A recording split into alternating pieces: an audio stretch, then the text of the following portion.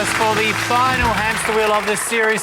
And boy, talking about finales. Oh, yeah, Spicks and Specs just had Jeffrey Rush for their final ever show. But if we're talking big names, we can go one better than that. We've got a cardboard cutout of Sonia Kruger. Yes! All right. Making us just one of 18 shows which Sonia Kruger has been brought in this week to front. Oh, yes, it's the Kruger coup. As the world of morning TV looked on in shock this week. Well, as shocked as anyone can look with that much Botox, with the news that Sonia Kruger is replacing Kerry-Anne Kennelly at Channel 9. Yes, and if you thought Kerry-Anne was upset, you should have seen the reaction overseas. لاني انا واحد من الناس كنت طالب انا ارجع دراستي القذافي قلت له اخوه اللي اضطرنا نحمل السلاح وان شاء الله بعد ما يطيح الطاغيه. بعد كده الراجل شاف طبعا الاحداث اللي حصلت امبارح وشاف الاحداث اللي حصلت النهارده.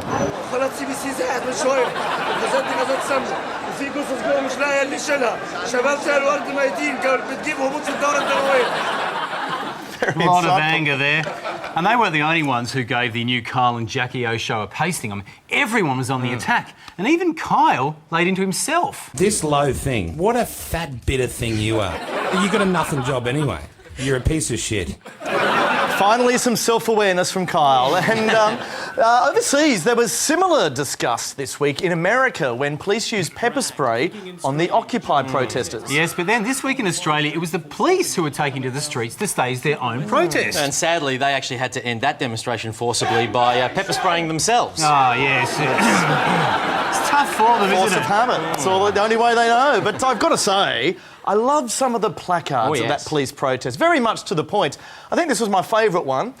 We shall not be moved or forced to decamp in a northerly direction at this particular point in time or times. To the point, good message. But by far the most interesting industrial dispute continues to be the one between Qantas and its workers. It's been a horror year for the airline, particularly for its PR department. Yeah, and if we just recap their year, you'll recall that firstly back in August they ran that rugby competition encouraging Wallabies fans to support their favourite player. That ended in a slightly embarrassing blackface controversy. Yes, regrettable. Then last week they asked people to dress up as their favourite American president, which also backfired unexpectedly. Yes. Oh, no. But the final nail in the coffin was yesterday's Qantas luxury competition on Twitter, where customers were asked to suggest what their ultimate in-flight luxury would be. Yeah, and there were some pretty interesting entries. A lot of the entries, as far as I can tell, were by Qantas staff. Yes. Qantas boss Alan Joyce himself also entered the competition, although judging by his tweet, it looks like he's outsourced the writing of his tweets to Asia already. Yeah. Much cheaper. Qantas responded to this massive Twitter fallout by promptly sacking their social media strategist and replacing them with Sonia Kruger. Good idea. Hey! Elsewhere this week, and in politics, the government ended the parliamentary year on a high with the passing of the mining tax through the lower house this morning. Yes, it went through. It went through at 3 a.m, which shows politicians do their most effective work in the early hours of the morning, just like most prostitutes. Yeah, but this is a big win for Gillard, though, and you can actually tell Labor is a lot more confident now. So much so that they've actually put out a brochure called Making a Difference, which is about all the Labor government's achievements. Here it is, and the cover, very appropriately enough, shows Julia Gillard being forced to sign something by some Greens. And so, with the passing of the carbon tax and the mining tax now, Gillard actually ends the year getting most of her agenda through. So now the next looming battlefront, I suppose, will be the proposed changes to the pokey laws. Yes, it's shaping up to be just as tough and polarising as her previous fights. But have no fear, I've been talking to the experts to help you cut through the fog. People complain about poker machines, but to put things in perspective, they only take $12 billion in revenue each year, which is a tiny 145% of the entire annual carbon tax bill. These laws will threaten the clubs at the very heart of our community. Clubs like Bulldogs Leagues Club, which made $69.5 million from poker machines last year and gave a whopping $1.2 million back in donations and sponsorships. Hey, look what they gave me. Yet politicians like Senator Nick Xenophon... if we walk as if we're talking to each other. Sure. Yeah. Can you make it look like you're talking to me? I can make it look as though. Don't seem to understand the role of the clubs. Pokies are the most addictive form of gambling that's out there. 40% of pokies losses come from problem gamblers. Look, I think you discredit the work that the clubs do. I mean, if you got $100, give me $100. You give me $100, right? So, Hey, boy. so here you go. There's $2.70. Now, with that money, you can now help people in your community. Can I have my $100 back now? No, that's not how it works. Despite wanting to take this country backwards, these politicians don't have a mandate. How would people electing you have known that you were anti-pokies? I ran under the banner of No Pokies campaign. Okay. Forget that bit. But Xenophon refuses to listen to Clubs Australia's advertising slogans.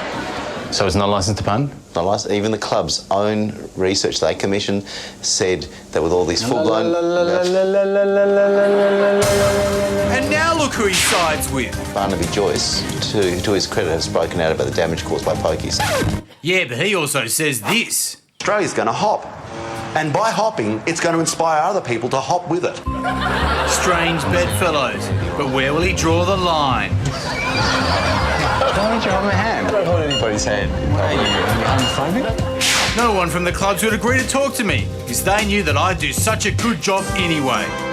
As Clubs Australia have warned us, this law is... It's un-Australian.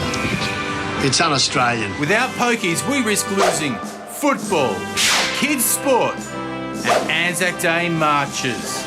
You may not think that a hellhole like this could exist, but I'm going to visit Un-Australia, and it's right here in Australia. Western Australia only have 1,800 poker machines, compared with 47,000 in Queensland and 96,000 in New South Wales. And we're going to reset the I decided to go in undercover. Isn't that the wrong type of miner? And despite some initial hiccups, when I arrived in Perth, I blended in immediately. G'day. Miner.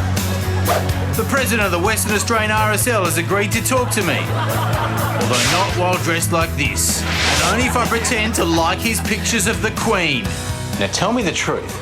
Do you really have Anzac Day over here? We have we have the biggest Anzac Tell me the Day truth. service. What about the little towns? Yes, they you do. think of the little ones? And we fund them too.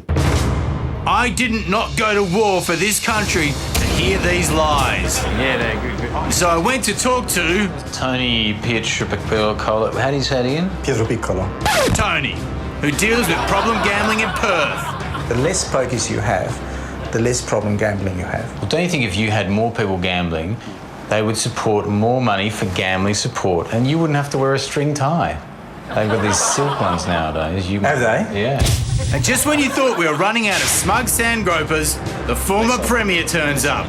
There's less problem gamblers in Western Australia than all of the other states. Pushing more crap from the Productivity Commission. So you've read the Productivity Commission report?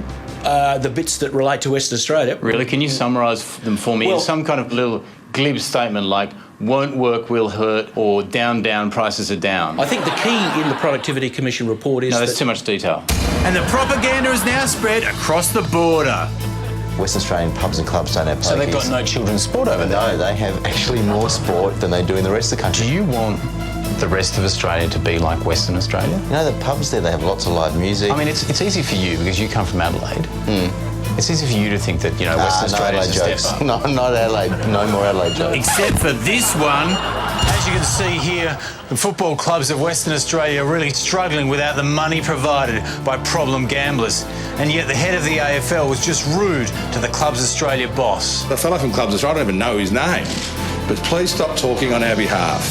Just shut up. Yeah, well, Andrew Demetra, I don't even know your name. But despite their deprivations, it's hard to bring them round. The number of family split-ups. Can I just stop you there and ask you an important question? Red or black? I'll go for black. And I bet it wins. Red. What a loser. But don't you want to play again? No, not really. No wonder he doesn't like it. Look at what he admits when taken out of context. I'm un-Australian. Just like the rest of Western Australia. A state that doesn't use pokies and problem gamblers to support sport and Anzacs. What could be more un-Australian than that?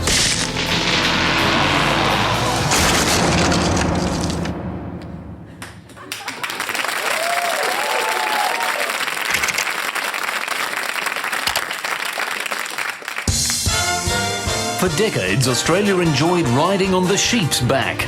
But a climbing Aussie dollar and high trade barriers have made it harder for Aussie farmers to make a stable living.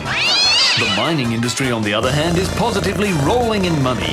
But the government's plan to drive a mining tax bill through the parliament led to a big fight with the industry. which claimed the tax would wipe miners out, flattening their profits and leaving them cactus. The government's first attempt at a deal fell short, and for a while, Labor looked snookered. But Julia Gillard kept her cool, determined to roll forward with her plan. After much back and forth, and despite the industry's scare campaign, Gillard finally struck back, bringing the negotiations full circle and guaranteeing that mining companies will still prosper in leaps and bounds. While not everyone's ecstatic about the outcome, former power broker Graham Richardson believes it's a great result for Australia.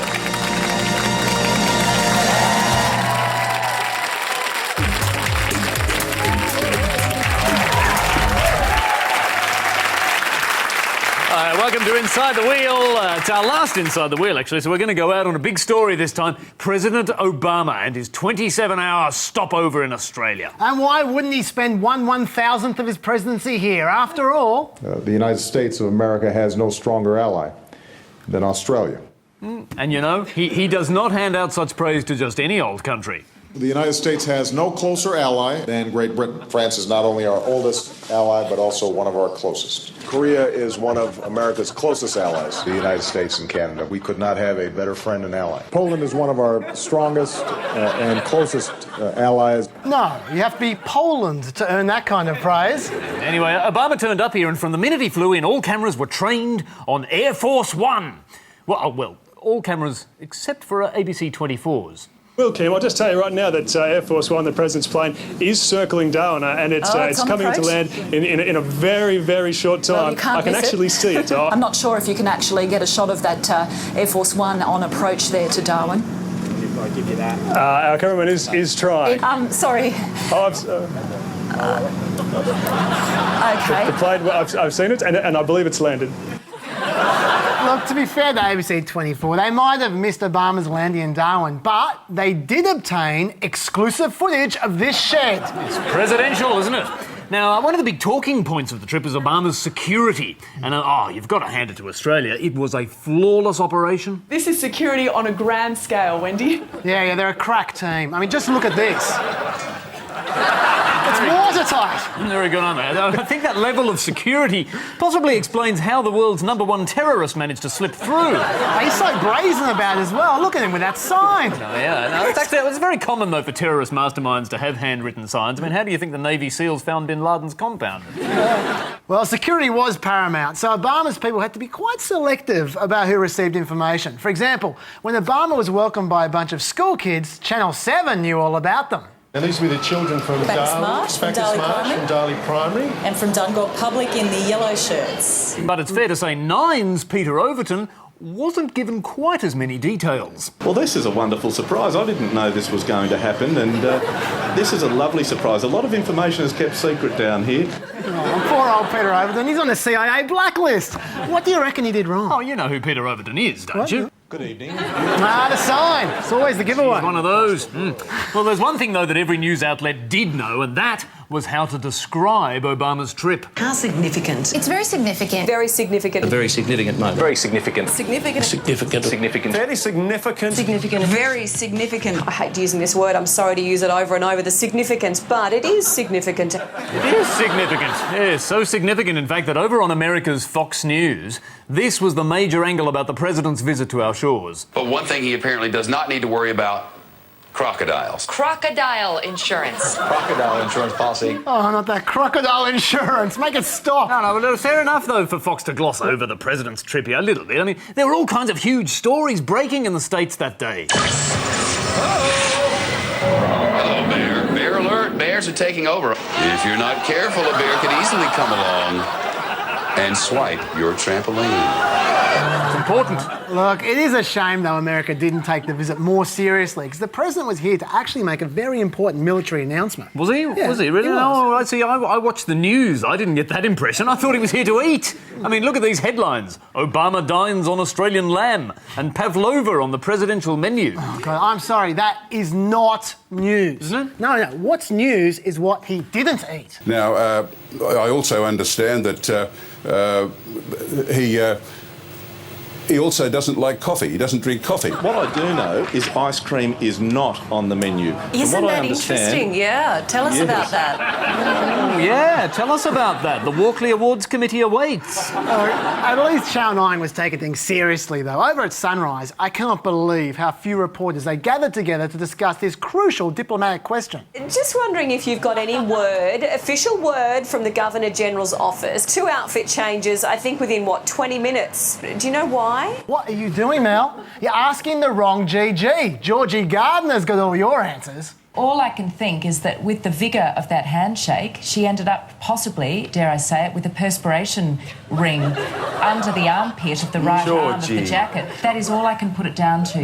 Oh, Gardner's got it! Yes, vigorous handshakes. They do lead directly to clothing changes. They do. I mean, do you remember that crazy handshake of Mark Latham's during the 04 election? Remember that? Well, did you see Latham a few hours later?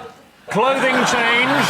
That's what lost him the election, thank God. Yeah, that and being insane. But the point is, the Governor-General was just excited, that's all. Everyone was excited. Everyone was excited, of course, except for Michelle Grattan, of course. Yeah, she wasn't very excited. Yeah, sure. But other than Michelle Grattan, everyone was excited, especially Julia Gillard. She listened intently, a political crush on Obama. Whenever she sees Barack Obama, she looks like a puppy about to have her tummy tickled. She positively goes girly.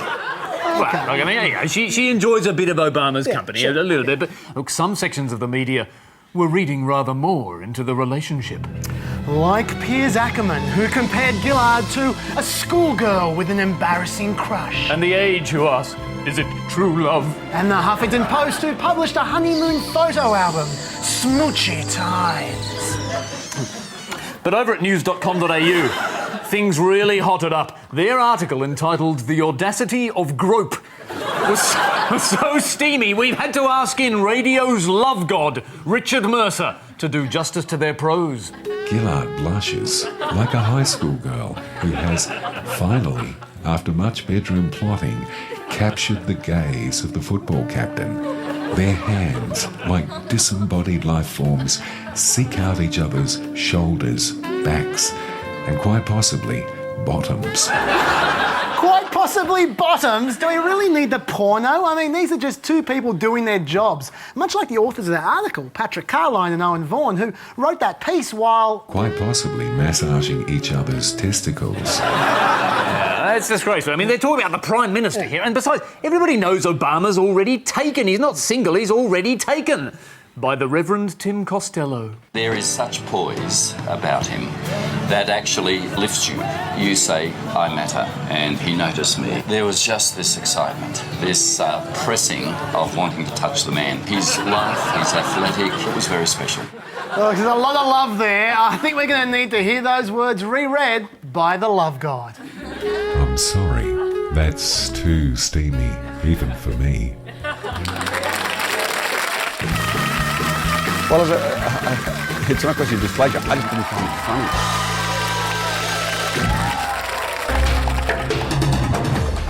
funny. In today's fast-moving world, to stay on top means you have to stay informed. That's why we've introduced the Financial Review Audiobook Edition. The focus, I think, of policy, monetary theory. As read by Bernie Fraser, it's the perfect way to absorb the full daily edition in one convenient 16-hour recording. The reduction of 1% in the interest rate. Choose from Bernie's 3 reading speeds: slow, very slow, or catatonic. We have to improve that communication. The Financial Review, also now available in handy, easy-to-roll form to give you that extra edge to get through the day.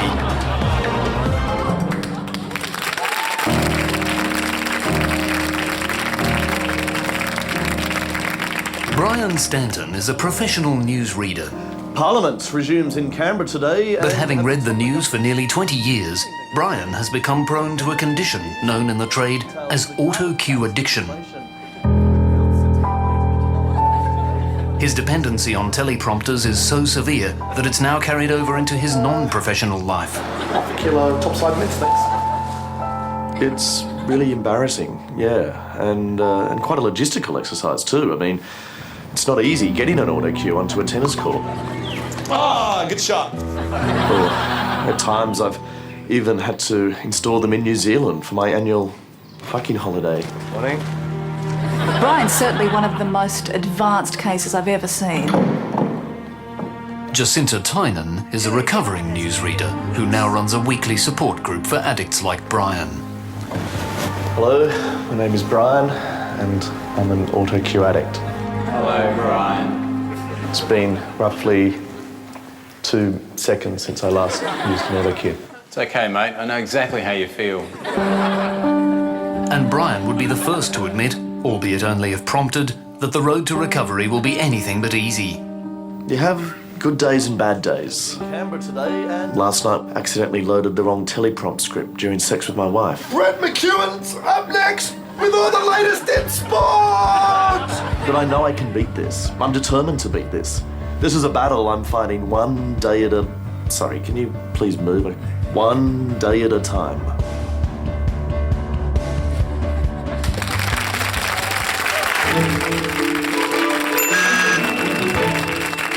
As a newsreader or a current affairs host, it's important to master the delicate art of the sign-off.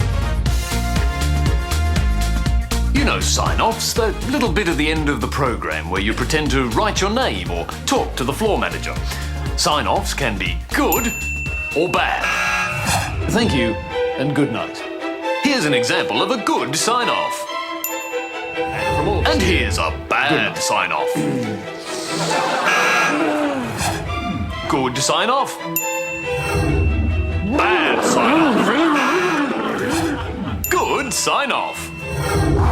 Bad sign-off. Well, that's sign-offs. So remember, good sign-off.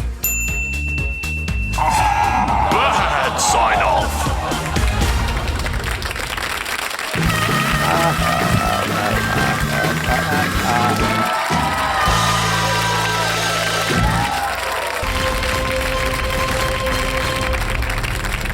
Good evening. Elsewhere in the news this week, after an anxious 9-hour operation, doctors in England have successfully separated a pair of conjoined Scotch finger biscuits.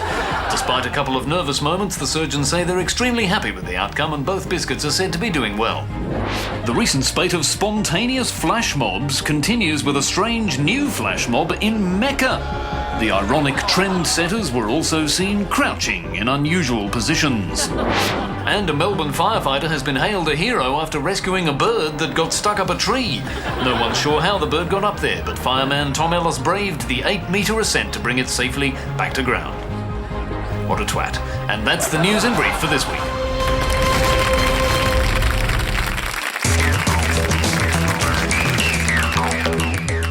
Kids, they're all fucked up, and you know who's to blame.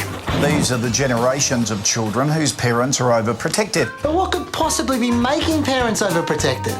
Children as young as 5 are addicted to smartphones. Do you really know what your teenagers are up to? Why your kids need more fat. Marketers are out to get your babies. Electromagnetic radiation from the Wi-Fi connection could be frying their young brains. At least a red-hot brain can come in handy at breakfast time.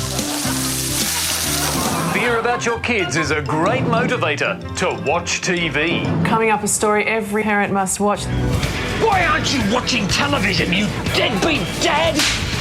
Some reports are even compulsory. A story every teenager and their parents must watch together. Imagine how compulsory reports will be in the future. Coming up, a story every parent, teenager, grandparent, cousin, friend, neighbour, person you once met at a party, dog and bird must watch together. But nothing gets guilty parents' attention like a story about fat kids.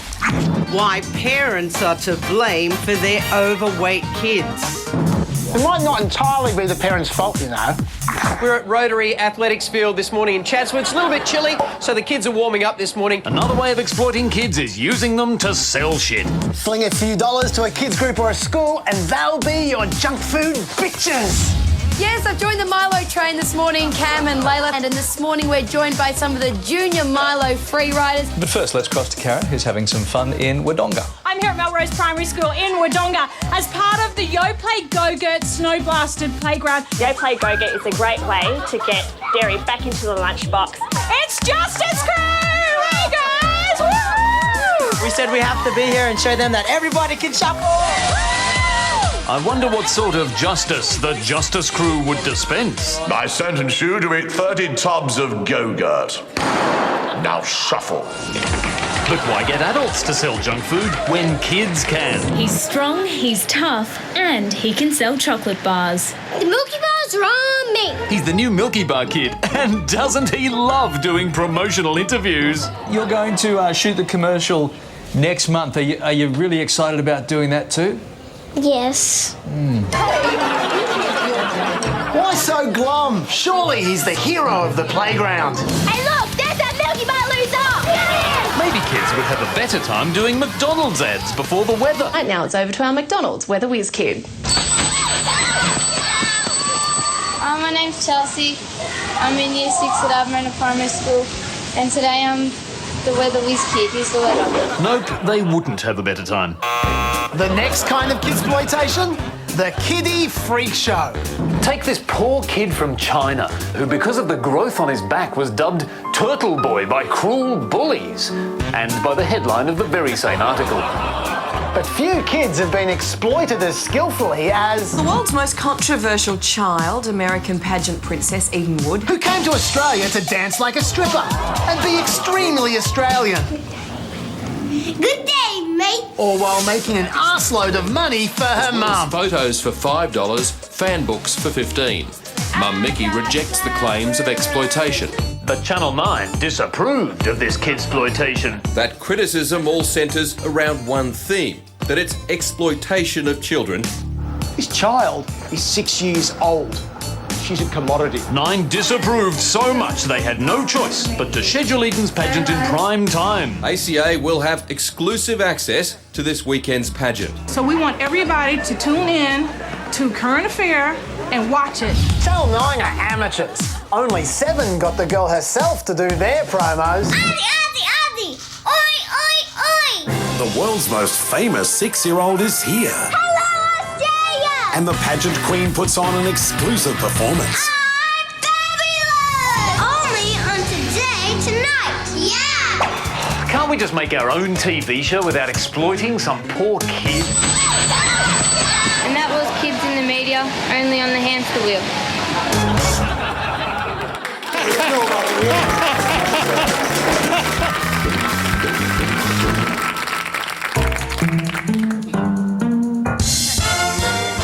Politics with cats was an interesting one. Australia was once again dragged into the but if they don't pass their anti-pokey legislation, sent the Qantas share price into free fall. Because I think what most people don't realise is that we couldn't use actual YouTube clips because of copyright reasons. So we actually had to shoot every single clip from scratch. To show the union's battle with management, we need a cat fighting a kangaroo. Most times it works really, really well. We need a cat sort of falling off a bridge onto a surfboard. If I was to be completely honest with you, not every cat made it through the process alive, but most of them were absolutely fantastic. All right, go again with another cat. The other big problem for us was the Richo cat. I think the fame went to his head.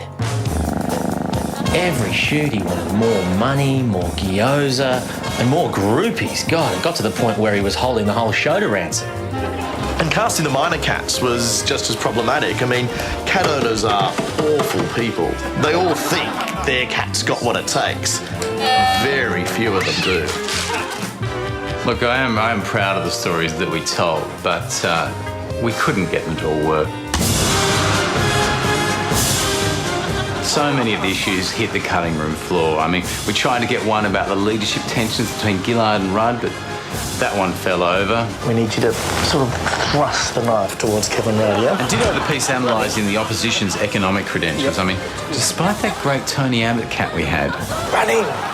And the script about the difficulties of moving from welfare to work due to marginal tax rates. Cat is happy. OK, let's go for a take, guys. Standing by. Look, the less said about that, the better, really. Cue money. Standing by. Voiceover and action. The Greens' policy catapulted workers over.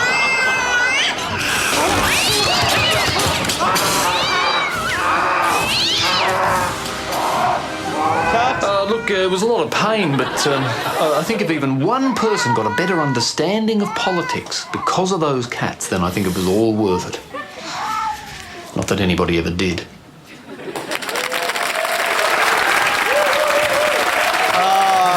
memories. And so we come to the end of the series, and as the hamster wheel comes full circle, I'm not really sure we're much the wiser about why the media do the things they do. No, but if we take a step back, I do think we actually have made a real difference to how the media operates. Oh, we have. I mean, you know, we've complained all series about what passes for news on these online news sites, but SMH have shown us that real news is still being broken, such as their breaking news of Neil Perry's pork chops with apple and potato salad. What a get, setting the news agenda. And, well, once this story was out, I can only imagine how the other networks tried to play catch-up. This just came in off the Herald Wires. Oh, shit, Neil Perry has a new recipe for pork chops. Guys, drop the piece on Syria. Something much bigger is coming in. Penny, I need you to get me everything you can on apple sauce, Golden Delicious or Granny Smith. I need to know which one has the better... We've got potato expert lined up in London. Shit, what about seasoning? I need somebody who can talk about seasoning now. Gillard's lined up in Canberra. Great, we've got the PM. I need you to find out her position on crackling. The Herald's now saying Perry's got a dessert recipe as well. Dessert? Damn those Herald news hounds. How do they do it? Hard. It's hard keeping up. You know, that isn't the only breakthrough we've had, you know, because we've moaned all season about all the fluffy colour stories about dogs on surfboards like that one there. And thank God the networks have finally responded and they've changed their tune. No kidding, Goatee has ruled the waves at Grover Beach, hanging hoof with the best of them. She had no trouble walking the plank. Yeah, it's a huge, completely different species. Whole new ball game. A goat on a surfboard in 2011, that's what the news has become. So, on that image, thank you so much for joining us over the past 8 weeks. And until we next meet again... Good night. Good night.